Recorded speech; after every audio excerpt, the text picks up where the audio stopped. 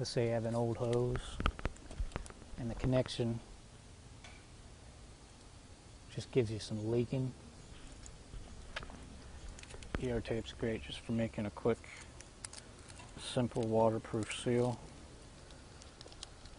You just take the tape, remove the clear backing. All you gotta do, stick it on, wrap it around, stretch, apply, and it pretty much bonds to itself in a matter of seconds.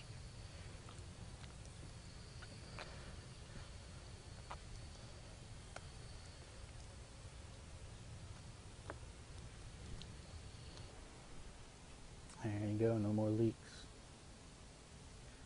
And then to remove it, since there's tension when you wrap it around, you just have to kind of get it started and it comes apart by itself.